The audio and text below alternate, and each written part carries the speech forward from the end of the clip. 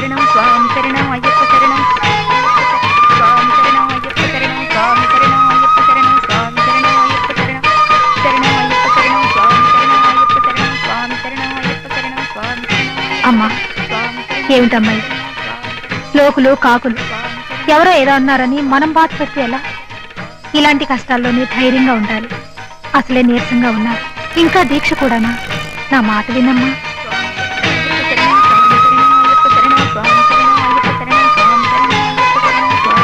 అమ్మా అమ్మా అమ్మా నిన్నటి నుంచి ఏమీ తీసుకోలేదు, కనీసం ఈ పాలన తాగమ్మా. అమ్మా అమ్మా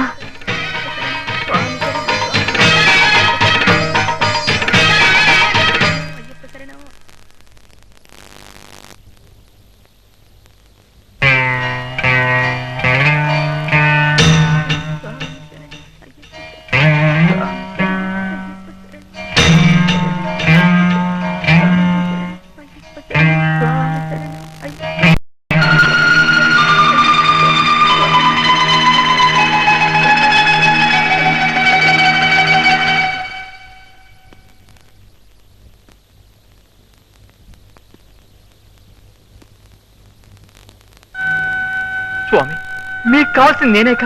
మీరు ఇదంతా చేసింది నా కోసమేక? నేనే వచ్చేసాను. ఆ దొంగతనం నేను చేయకపోయినా చేశానని ఒప్పుకుంటున్నాను. నన్ను అరెస్ట్ చేయండి, జైల్లో పెట్టండి, కసి తీరా కొట్టండి. కానీ కానీ ఆ పుణ్యాత్ముడిని మాత్రం వదిలేయండి స్వామి, వదిలేయండి స్వామి.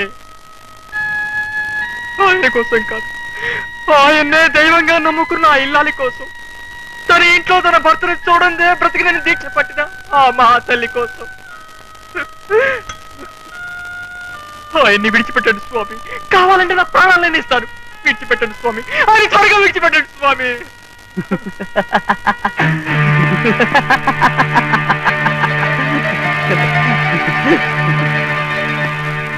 ఇదేమిట్రా కథ ఇలా అడ్డం తిరిగింది?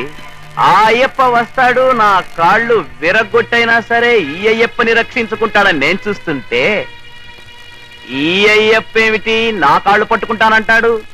ఆ పాపం అయ్యప్పకు ఏం గతి పట్టిందిరా? ఓకే, నువ్వు చెప్పినట్లే ఇతన్ని నేను విడుదల చేస్తాను. మరి నేను చెప్పినట్లు నువ్వు చేస్తావా? చెప్పండి స్వామి, మీరేం చేయమంటే అది చేస్తాను. వెరీ సింపుల్, నువ్వు ఆ మాల తీసేయాలి,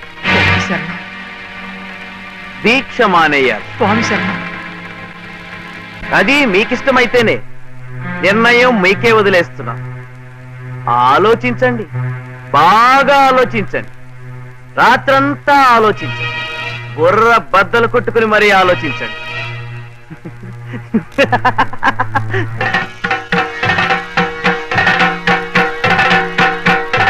స్వామి శరణమయ్యప్ప.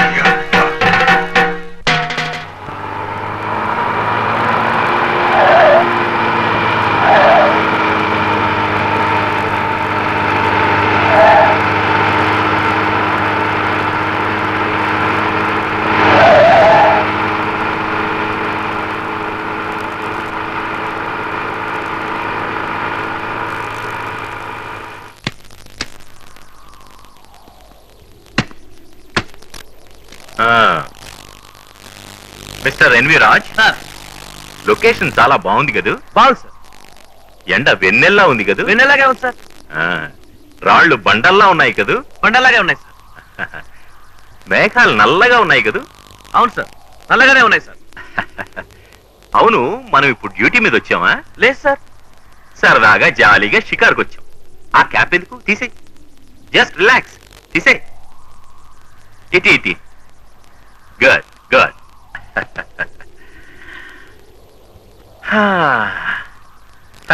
గాలి కూడా చల్లగానే ఉంది.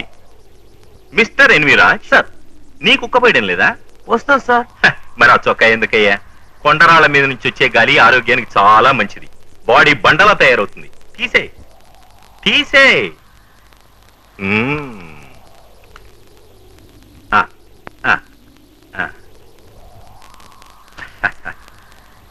ఆ బెల్ట్ మాత్రం ఎందుకు మిస్టర్ ఎన్వి రాజ్? తీసే బి ఫ్రీ.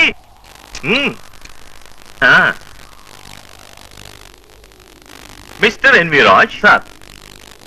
ఈ బెల్ట్ తో చాలా మంది నేరస్తుల్ని బాదుంటావు కదా? అవును సార్.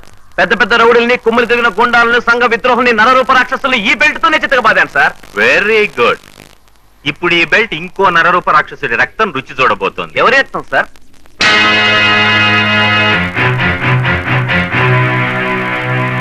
లేరా? Get up! ఒరే ఎన్వి రాజ్, చెప్పు, గౌతమ్ గురుస్వామి నిజంగా నేరం చేశాడా? దొంగ నోట్ల ముద్రణకి ఆయనకి సంబంధం ఉందా? వ్యభిచార గృహాల్ని గౌతమ్ స్వామి నడుపుతున్నాడా? చెప్పు. చెప్పురా! చెప్తాను సార్. Order, order. మనిషికి తన మతాన్ని, మార్గాన్ని స్వేచ్ఛగా చాటుకునే హక్కు మన రాజ్యాంగంలో పొందుపరచబడి ఉందని మనందరికీ తెలుసు. మనిషి ఆస్తికుడైనా నాస్తికుడైనా తన భావాల్ని, సిద్ధాంతాల్ని ఇతరులకు చాటుకోవడంలో తప్పు లేదు. కానీ అలా చేయడంలో ఇతరుల్ని బలవంత పెట్టడం, బాధించడం సహించరాని నేరం. దైవాన్ని నమ్మే మనుషులంటే ద్వేషించే ఇన్స్పెక్టర్ ఎన్వి రాజ్ ఒక బాధ్యతాయుతమైన పదవిలో ఉండి కూడా తన వ్యక్తిగత ద్వేషంతో ఆస్తికుడు, అహింసావాది, అంతకుమించి మానవతామూర్తి అయిన గౌతమ్ గురుస్వామిపై అక్రమ కేసులు బనాయించి అన్యాయంగా వ్యవహరించాడని రుజువైనందున అతనిపై డిపార్ట్మెంట్ వారు కఠిన చర్య తీసుకోవాల్సిందిగా ఆదేశిస్తున్నాను. అదే డిపార్ట్మెంట్కు చెందిన ఎస్పీ ధర్మతేజ గౌతమ్ గురుస్వామిని నిర్దోషిగా నిరూపించి అసలు దోషులు పట్టించినందున ఆయన నిజాయితీని నేను మనస్ఫూర్తిగా అభినందిస్తున్నాను. గౌతమ్ గురుస్వామిని నిర్దోషిగా భావించి కోర్టు వారు విడుదల చేయడమైనది. స్వామి